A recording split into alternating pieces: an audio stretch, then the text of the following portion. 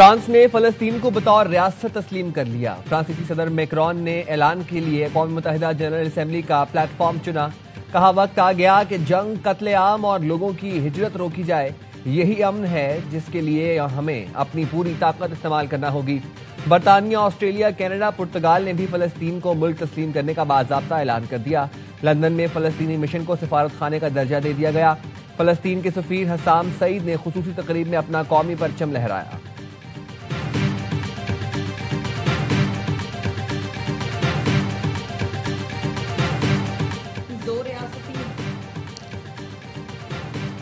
دو ریاستی حل کانفرنس امن کے حصول کا تاریخی موقع ہے۔ فرانس کے فلسطینی ریاست تسلیم کرنے کے اقدام کا خیر مقدم کرتے ہیں۔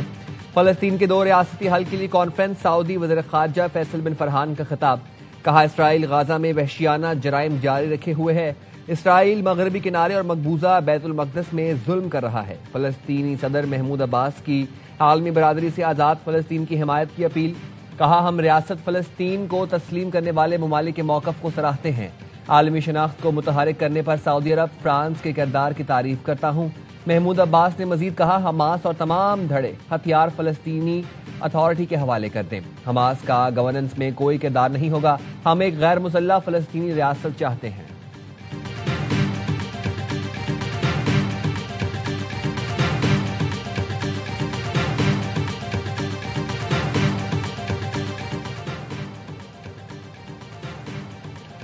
فلسطینی ریاست کا قیام ثواب نہیں بلکہ حق ہے۔ دو ریاستی حل کے بغیر خطے میں امن ممکن نہیں۔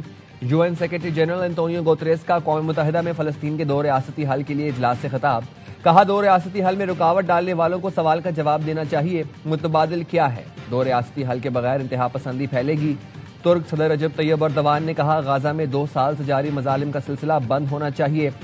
اسرائیل اپنے پڑوس میں قتل عام کا سلسلہ جاری رکھے ہوئے ہے۔ فلسطینی عوام کا زبردستی انخلا کیا جا رہا ہے۔ قیام امن کے لیے آزاد فلسطینی ریاست ضروری ہے۔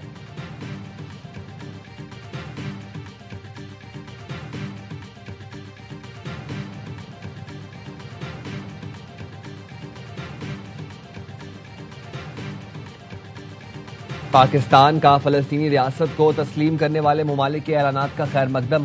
نائب وزیر اعظم اسحاق ڈار نے اپنے ٹویٹ میں کہا کہ وہ فرانس، برطانیہ، کینیڈا اور دیگر ممالک کے اعلانات کا خیر مقدم کرتے ہیں۔ اعلانات فلسطینی عوام کے جائز حقوق کی فتح ہے۔ دیگر ممالک بھی بین الاقوامی قانون کے مطابق فلسطینی ریاست تسلیم کریں۔ ان کا مزید کہنا تھا کہ آج اقوام متحدہ میں دو ریاستی حل کے لیے بین الاقوامی کانفرنس میں شرکت کی۔ سعودی عرب اور فرانس کی صدارت میں کانفرنس کا انعقاد کیا گیا۔ دو ریاستی حل منصفانہ، جامع اور دیرپا امن کے حصول کی جانب اہم قدم ہے۔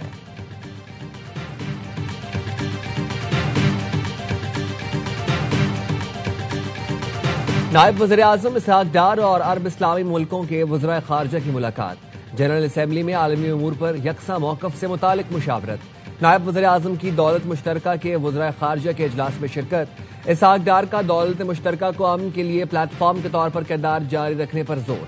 خطاب میں کہا موسمیاتی تبدیلی سے نمٹنے کے لیے دولت مشترکہ کی کوششیں قابل ستائش ہیں۔ پاکستان ڈیجیٹل اور فزیکل روابط، تجارتی کنیکٹیوٹی کے فروغ میں پیش ہے۔ اسحاق ڈار کی خواتین کے بارے میں اقوام متحدہ کی چوتھی عالمی کانفرنس میں شرکت۔ خطاب میں کہا پاکستان صنفی مساوات پر یقین رکھتا ہے۔ نائب وزیر اعظم اسحاق ڈار سے کینیڈا کی وزیر خارجہ انیتا آنند کی ملاقات۔ اقتصادی اور تجارتی تعلقات کو مزید مضبوط بنانے پر اتفاق۔ وزیر خزانہ محمد اورنگزیب بھی امریکہ پہنچ گئے۔ وزیر اعظم کی سربراہی میں جنرل اسمبلی کے اجلاس میں شریک ہوں گے۔ وزیر خزانہ کی امریکی اور عالمی ترقیاتی اداروں کے حکام سے ملاقاتیں متوقع۔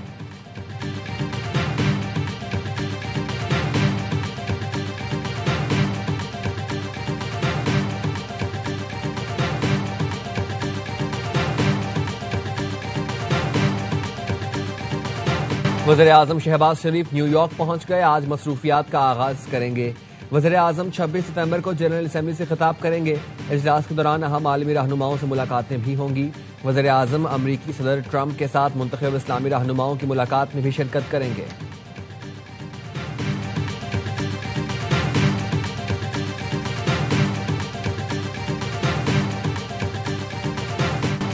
سعودی عرب میں 95ویں قومی دن پر ریاض میں مرکزی تقریب، فوجی پریڈ نے تقریب کو 4 چاند لگا دیے۔ ملک بھر میں جشن کا سما، شاہراہیں اور عمارتیں سبز و سفید روشنیوں سے جگمگا اٹھیں۔ سعودی قیادت کی قوم کو مبارکباد۔ پاکستان نے بھی سعودی عرب کے قومی دن پر چراغاں۔ اسلام آباد میں سرکاری اور نجی عمارتیں سعودی عرب کے پرچم کے رنگ کی سبز روشنیوں میں نہا گئیں۔ وزیر اعلیٰ سندھ کی سعودی عرب کے قومی دن کی تقریبات میں شرکت۔ وزیر اعلیٰ نے سعودی کونسل جنرل کو گلدستہ پیش کیا۔ مراد علی شاہ نے کہا پاکستان اور سعودی عرب کے تعلقات دنیا میں اپنی مثال آپ ہیں۔ فوارہ چوک پر بھی سعودی قومی دن پر زبردست آتش بازی۔ گورنر ہاؤس کے سامنے آسمان جگمگا اٹھا۔ گورنر سندھ کامران ٹیسوری کی سعودی عوام کو قومی دن کی مبارکباد۔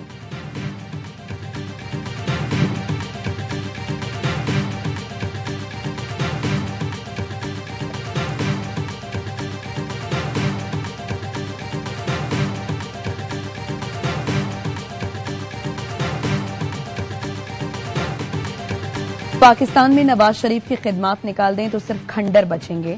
وزیر اعلیٰ پنجاب مریم نواز کا ساہیوال میں الیکٹرک بس منصوبے کی افتتاحی تقریب سے خطاب۔ کہا پنجاب میں تاریخ کا بدترین سیلاب آیا تو حکومت جاگ رہی تھی، گرمی سے مریم اورنگزیب کا بازو جل گیا۔ جنگ میں بھارت کو ہرانے کے بعد اب پاکستان حرمین شریفین کا محافظ بن گیا۔ وزیر اعلیٰ پنجاب کا بہاول نگر میں فلڈ ریلیف کیمپ کا دورہ، متاثرین کے ساتھ بیٹھ کر کھانا کھایا، مسائل پوچھے، فیلڈ اسپتال میں مریضوں کی عیادت کی۔ مریم نواز نے دستکاری سینٹر کا دورہ کیا، خود سلائی مشین بھی چلائی۔ مریم نواز نے ریلیف کیمپ میں قائم ایک اسکول کا دورہ کیا، بچوں سے بھی سوال کیے۔ مریم نواز نے بتایا متاثرین نے کیمپ میں پیدا ہونے والے بچوں کے نام نواز شریف اور مریم رکھے ہیں۔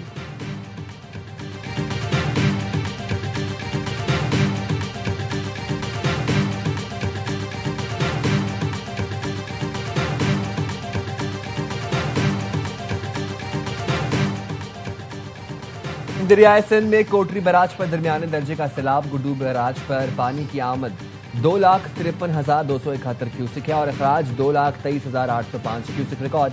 سکھر بیراج پر پانی کی آمد 2,54,560 کیوسک اور اخراج 1,99,440 کیوسک ریکارڈ۔ کوٹری بیراج پر پانی کی آمد 3,76,118 کیوسک اور اخراج 3,50,163 کیوسک ہے۔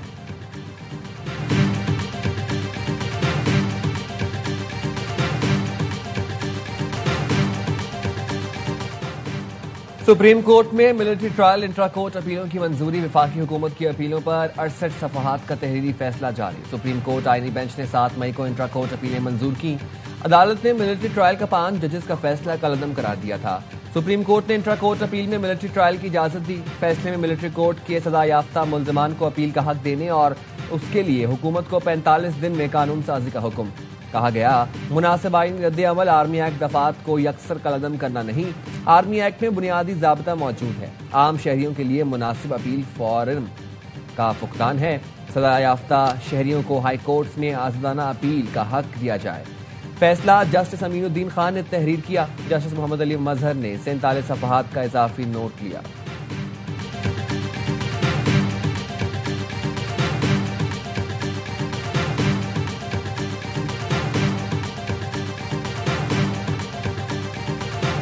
چیز پورے امت مسلمہ کو مضبوط کرتی ہے ہم اس کو سپورٹ کرتے ہیں۔ خادم الحرمین شریفین کے ساتھ ہمارا ایک تعلق ہے، خان صاحب کا ایک اسپیشل تعلق تھا۔ پاکستان کی سعودی کی مضبوطی اگر کسی بھی دفاع میں تو ہم سارے اس بات پہ بہت خوش۔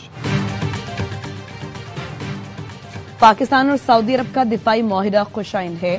بانی کا خادم الحرمین شریفین سے خصوصی تعلق ہے۔ ہمارا ریاست مخالف ایجنڈا نہیں، جو چیز امت کو مضبوط کرے اس کی حمایت کرتے ہیں۔ Chairman P T I barrister Gohar کی اڈیالہ جیل کے باہر گفتگو۔ کہا پارٹی بانی کی ہدایات پر چلتی ہے، سوشل میڈیا پر نہیں۔ بانی سے ملاقاتیں ہونے سے حالات میں بہتری آ سکتی ہے، لیکن ملاقات کی اجازت نہیں دی گئی۔ توشہ خانہ کیس 2 میں آخری 2 گواہان کے بیانات ریکارڈ۔ نائب افسر محسن ہارون اور اسسٹنٹ ڈائریکٹر ایف آئی اے شاہد پرویز کے بیان قلم بند کیے گئے۔ مقدمے میں استغاثہ کے گواہان کی شہادت مکمل، مزید کوئی گواہ پیش نہیں کیا جائے گا۔ بانی پی ٹی آئی اور بشرا بی بی کو اڈیالہ جیل میں قائم عدالت میں پیش کیا گیا۔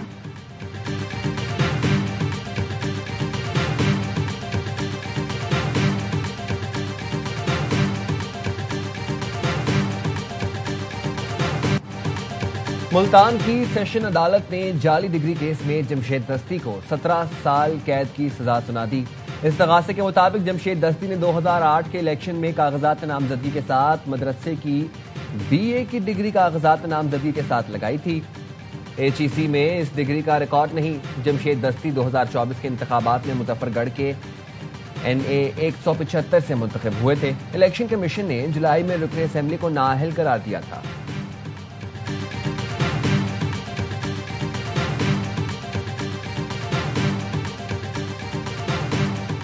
टैक्स न देने वालों की निशानदही पर इनामी रकम बढ़ाकर 15 करोड़ कर दी जाए। Chief commissioner income tax Ayesha Farooq का FBR को खत। बताया इनकम टैक्स गोशवारों में अफसाना लिखा जा रहा है। लोग महल नुमा घरों में 24 घंटे एयर कंडीशन ऑन रखते हैं, कीमती गाड़ियां चलाती हैं, ब्रांडेड कपड़े और गाड़ियां चलाई जाती हैं। अमीर लोगों के इनकम टैक्स गोशवारे उनके तर्ज जिंदगी की अक्कासी नहीं करते। टैक्स दहिंदगान खुदकार तशखीस की सहूलत का गलत इस्तेमाल कर रही हैं। अमीरों के रिश्तेदार, पड़ोसी, दफ्तर के साथी सब जानते हैं। मुंशी, मुलाजमीन, घरेलू मुआवनीन और ड्राइवर्स मालिकान की तर्ज जिंदगी से बाखूबी आगाह होते हैं। फ्रेमवर्क बनाकर ऐसे लोगों से टैक्स लिया जाए। इनकम टैक्स रिटर्न का थर्ड पार्टी ऑडिट नाफिज करना होगा।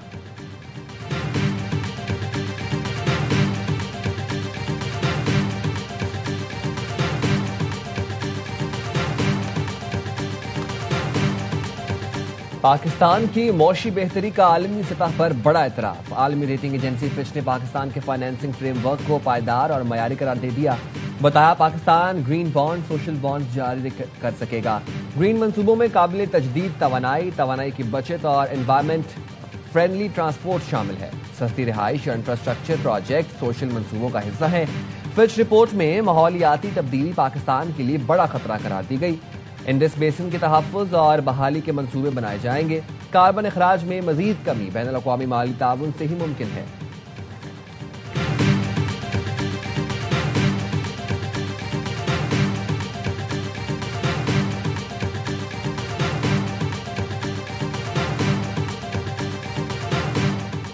वज़ीर रेलवे से अमरीकी नाज़िम उल-उमूर नेटली बेकर की मुलाकात। पाकिस्तान रेलवे के साथ ताउन में दिलचस्पी जाहिर की।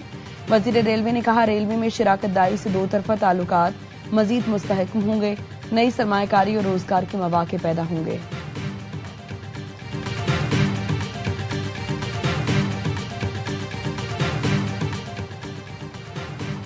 कराची के इलाके नाज़िमाबाद पेट्रोल पंप के करीब पुलिस मुकाबला। 2 डाकू हलाक। फायरिंग की जद में आकर रिक्शे में सवार खातून समेत 2 अफराद जख्मी। SSP सेंट्रल ज़िशान शफीक के मुताबिक सुपरमार्केट थाने की हदूद में मुकाबले में 1 डाकू हलाक हुआ। जख्मी हालत में फरार होने वाले मुलजिम ने बाद में दम तोड़ा। डाकू शहरी से लूट मार कर रहे थे।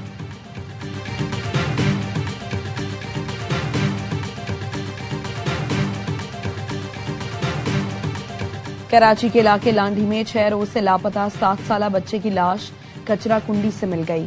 पुलिस के मुताबिक 7 साला साद की गुमशुदगी का मुकदमा थाना लांढी में दर्ज किया गया था। बच्चे को कत्ल किया गया या कोई और मामला है, तहकीकात कर रही हैं।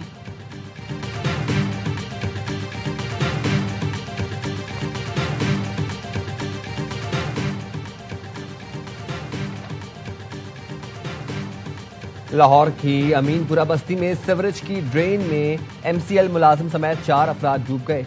रेस्क्यू एहलकारों ने 9 घंटे के सर्च ऑपरेशन में 3 अफराद की लाशें और 1 शख्स को जख्मी हालत में बाहर निकाल लिया। लाशें और जख्मी शख्स अस्पताल मुंतकिल।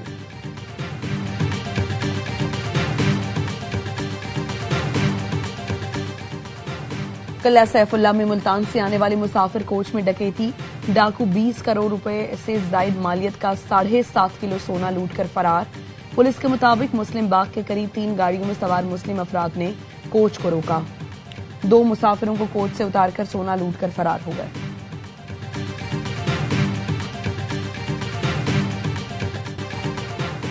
गलती की गुंजाइश न होने के बराबर एशिया कप में पाकिस्तान और श्रीलंका की टीमें डू और डाई मैच में आज टकराएंगी। मैच के लिए कौमी टीम अबू धाबी पहुंच गई।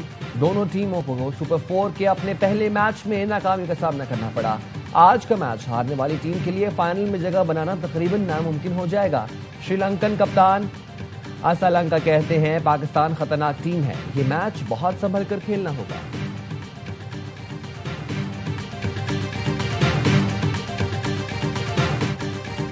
दो इशारों ने 1.5 अरब लोगों को आग लगा दी। साहबजादा फरहान और हारिस रऊफ के एक्शन पर भारतीय मीडिया को मिर्चें लग गई।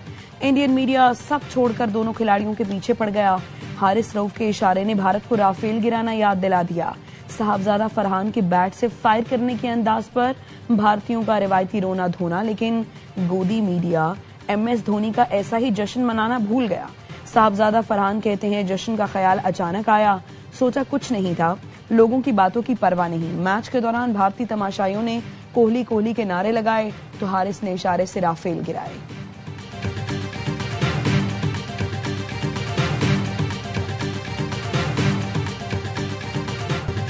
بھارتی میڈیا نے بے وقوفی کی انتہا کر دی۔ T V channel Times Now نے ایک مزاحیہ کریکٹر کی باتوں سے بھی خوف پھیلا دیا۔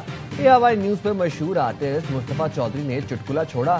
ٹائمز ناؤ کے عقل مند صحافیوں نے اپنے ناظرین کو بتایا کہ ایک شو میں بھارتی ٹیم پر فائرنگ کی بات کی گئی۔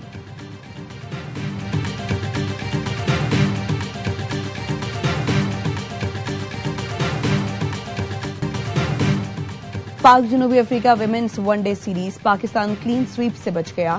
پاکستان ویمنز کرکٹ ٹیم نے تیسرے ون ڈے میں جنوبی افریقہ کو 6 وکٹوں سے ہرا دیا۔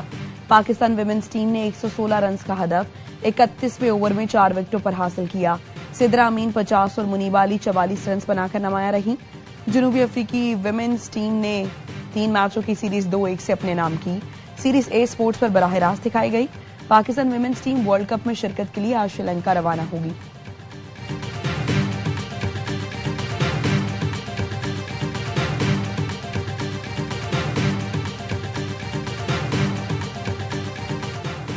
پاکستان ہینڈ بال ٹیم کا شاندار کھیل، مالدیو میں ہونے والی کامن ویلتھ بیچ ہینڈ بال چیمپئن شپ جیت لی۔ فائنل میں سری لنکا کو 2-0 سے پچھاڑا۔ قومی ٹیم پورے ایونٹ میں ناقابل شکست رہی۔ گرین شرٹس نے ڈاؤن میچ میں بھارت کو بھی آؤٹ کلاس کیا تھا۔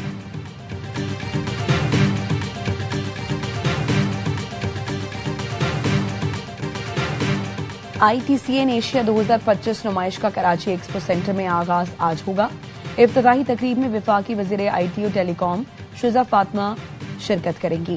نمائش میں برطانیہ، ترکی، آذربائیجان، سعودی عرب، چین، امریکہ اور دیگر ممالک کے وفود شریک ہوں گے۔ نمائش ایس آئی ایف سی کی معاونت سے وزارت آئی ٹی اور ٹیلی کام کے تحت منعقد کی جا رہی ہے۔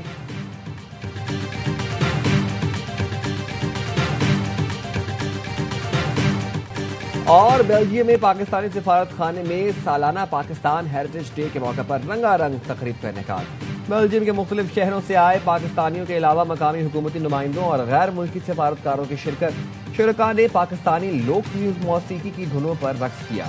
غیر ملکی مہمانوں نے پاکستانی کھانوں کی کھل کر تعریف کی۔ کشمیر کارنر کے نام سے لگایا گیا اسٹال شرکاء کی توجہ کا مرکز بنا رہا۔